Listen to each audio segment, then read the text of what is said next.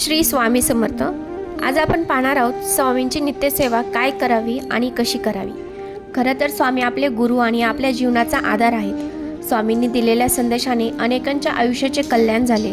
अडचणी समस्या घेऊन येणाऱ्या प्रत्येकाला स्वामींनी भरभरून दिलं। स्वामी कालही होते, आजही आहेत आणि उद्याही असणारच आहेत। स्वामी हे अनादी आनंद आहेत। स्वामींची नित्यसेवा हा आपल्या सर्व स्वामी भक्तांच्या जिव्हाळ्याचा प्रश्न आहे।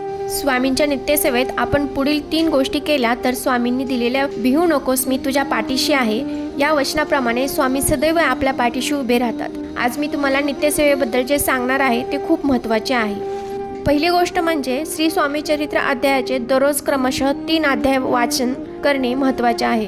प्रत्येक स्वामी भक्त व स्वामीकरांनी दररोजच्या नित्यसेवेत श्री स्वामी चरित्र सारामृताचे क्रमशः 3 अध्याय वाचणे गरजेचे आहे।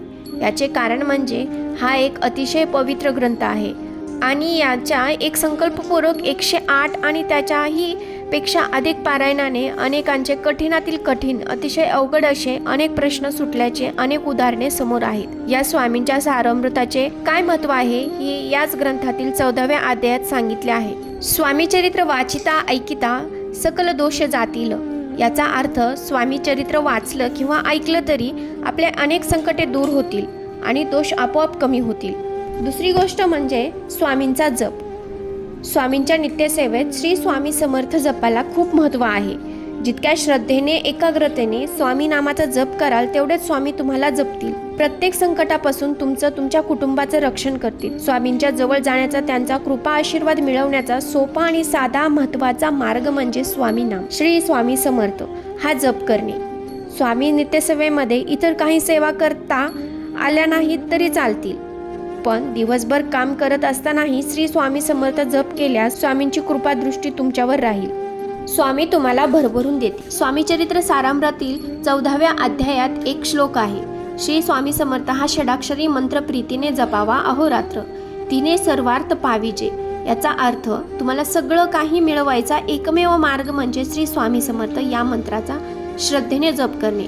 स्वामींचा हा जप करताना कोणतेही नियम नाहीत। तुम्ही कोणतेही काम करत असताना हा जप करू शकता। तुम्ही जप किती श्रद्धेने करताय हे महत्त्वाचे आहे। आता आपण पाहूयात तिसरी गोष्ट नेमकी काय आहे ती। सतत कामामध्ये व्यस्त राहणे। स्वामी नेहमी म्हणतात, आळशी माणसांचे तोंड पाहू नका।